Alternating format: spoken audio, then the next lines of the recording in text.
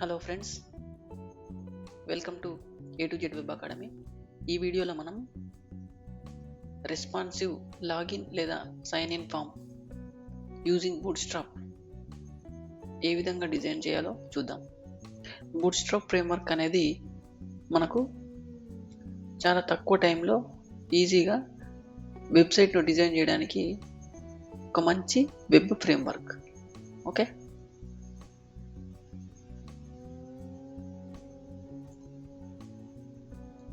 So నేను sign in form 2.html అని ఒక ఫైల్ నేమ్ తీసుకున్నాను. అందులో హెడ్లో టైటిల్ వచ్చేసి sign in form A to Z web academy అనే టైటిల్ తీసుకున్నాను, పేజ్ టైటిల్. సో తర్వాత మనకి నేను బూట్స్ట్రాప్ 5 యూజ్ చేశాను ఈ లాగిన్ ఫామ్ డిజైన్ చేయడానికి. సో అప్పుడు నేను బూట్స్ట్రాప్కి సంబంధించిన సిఎస్ఎస్, జేఎస్, అదేవిధంగా నేను ఒక ఐకాన్ కూడా యూజ్ చేశాను. సో ఐకాన్కి సంబంధించిన సిఎస్ఎస్ కూడా హెడ్లో ఇంక్లూడ్ చేశాను. ఓకే, అదేవిధంగా డిజైన్ బ్యూటిఫుల్గా ఒక లుక్ అండ్ ఫీల్ బాగా రావడానికి నేను కొన్ని కస్టమ్ స్టైల్స్ యూజ్ చేశాను. ఓకే, అవి ఈ స్టైల్ ట్యాగ్లో రాశాను. ఓకే, సో ఈ కస్టమ్ సిఎస్ఎస్ నేను ఫామ్ మనకి నీట్గా లుక్ అండ్ ఫీల్ బాగా రావడానికి ఈ కస్టమ్ సిఎస్ఎస్ వాడాను. ఓకే,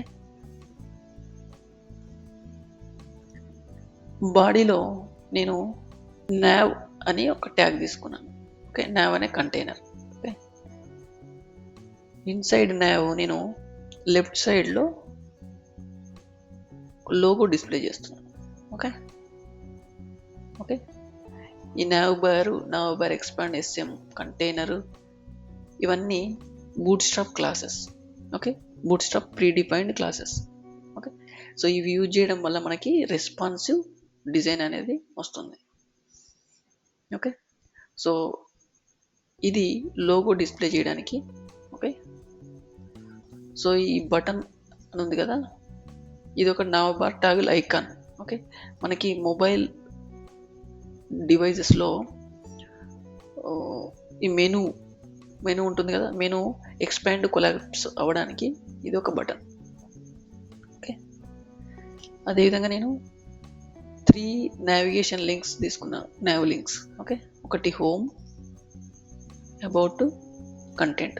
వీటిని ఒక ULలో ఈచ్ LIగా తీసుకున్నాం, 3 LIs. ఓకే, LIలో మళ్ళీ యాంకర్, ఇది ఒక nav link, about, nav link contact. Okay, so ఇదండి left side logo, right side nav links. Okay, 3 links తీసుకున్నాను.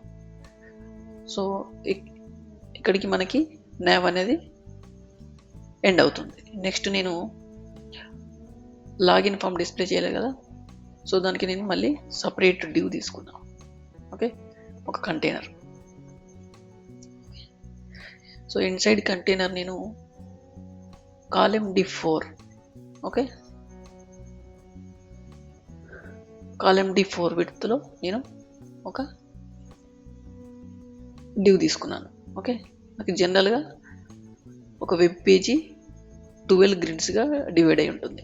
ఓకే, అందులో నేను కాలమ్ D4 గ్రిడ్ మాత్రమే తీసుకున్నాను, ఎందుకంటే మనకి లాగిన్ ఫామ్ అనేది స్పేస్ తక్కువగా తీసుకుంటుంది కాబట్టి.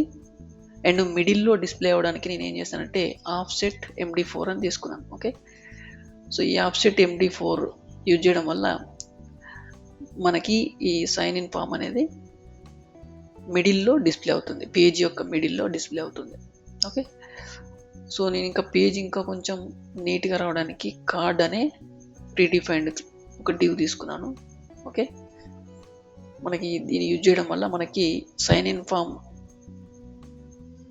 మనకి బార్డర్ అనేది వస్తుంది. ఓకే,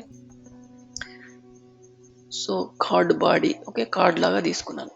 ఓకే, సో నేను ఒక ఐకాన్ చెప్పాను కదా, ఐకాన్ తీసుకున్నానని.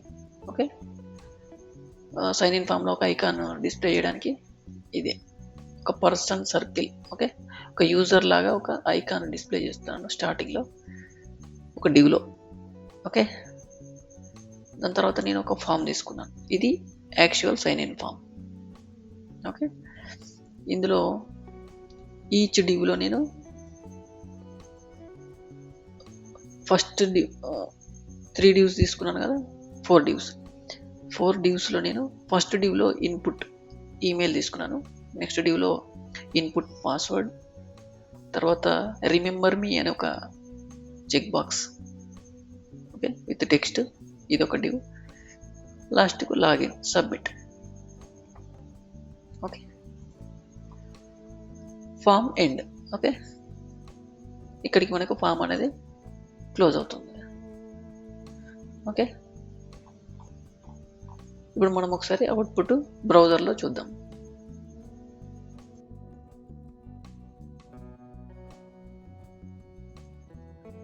చూడండి ఫ్రెండ్స్, మనకి ఒక బ్యూటిఫుల్ లాగిన్ ఫామ్ డిజైన్ అయిపోయింది. మనం ఇప్పుడు ఒకసారి రెస్పాన్సివ్ డిజైన్ ఎలా ఉంటుందో చూద్దాము. సో రెస్పాన్సివ్ డిజైన్ అంటే మనకి మొబైల్, ట్యాబ్లెట్, ఓకే, ఈ విధంగా స్మాల్ డివైసెస్లో కూడా ఏ విధంగా డిజైన్ డిస్ప్లే అవుతుందో చూద్దాము ఒకసారి. సో అందుకోసం మనము పేజ్లో రైట్ క్లిక్ ఇచ్చి ఇన్స్పెక్ట్ ఆప్షన్ క్లిక్ చేయండి. సో మనకి ఒక విండో వస్తుంది. సో అందులో మనకి ఇక్కడ టాగుల్ డివైస్ టూల్ బార్ అని ఒకటి ఉంటుంది అదే విండోలో. సో అదొకసారి క్లిక్ చేస్తే మనకి రెస్పాన్సివ్ డైమెన్షన్స్ రెస్పాన్సివ్ అనే ఒక మనకి మొబైల్ విడ్త్లో మనకి ఒక ఎమ్యులేటర్ డిస్ప్లే అవుతుంది. సో మనం దీన్ని ఎమ్యులేటర్ అంటాము. సో మనము ఇది డిఫరెంట్ డివైజెస్లో మనకి డిజైన్ ఏ విధంగా వస్తుంది అనేది చెక్ చేసుకోవచ్చు యూజింగ్ దిస్ ఎమ్యులేటర్.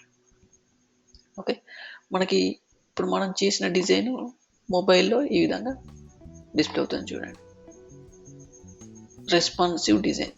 ఓకే, మనకి ఒక బటన్ ఉందని చెప్పాను కదా, టాగుల్ బటన్. సో ఇది క్లిక్ చేసినప్పుడు మనకి మెనూ అనేది ఎక్స్పాండ్ కొలాప్స్ అవుతుంది. ఓకే,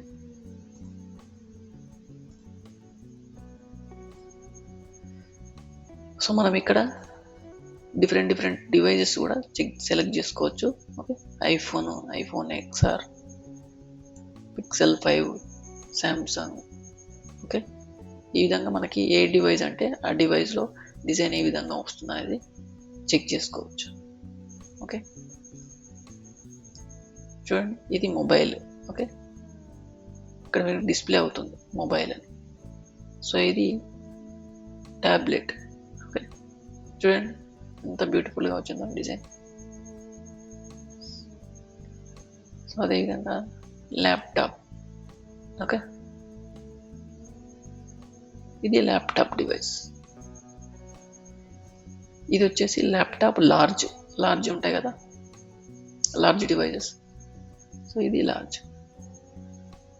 ఓకే, సో మనం నార్మల్ డెస్క్టాప్లో చూడాలంటే ఇది మళ్ళీ ఇన్స్పెక్ట్ ఓపెన్ చేసి రైట్ క్లిక్ ఇచ్చి ఈ టాగల్ డివైస్ టూల్ బార్ మీద క్లిక్ చేయండి. అప్పుడు సో ఎమ్యులేటర్ అనేది డిజేబుల్ అయిపోతుంది. సో మనకి ఈ విండోని మనం క్లోజ్ చేయొచ్చు. సో ఇప్పుడు నార్మల్ డెస్క్టాప్లో ఈ విధంగా డిస్ప్లే అవుతుంది చూడండి. Left side logo, right side 3 menu links. Okay, ఇది మనం ఒక ఐకాన్ అనుకున్నాం కదా, యూజర్ ఐకాన్. ఇది ఈమెయిల్ ఇన్పుట్, ఇది పాస్వర్డ్, ఇది రిమెంబర్ మీ. ఓకే, ఇది login button. Okay, simple sign in form with responsive design using Bootstrap latest framework.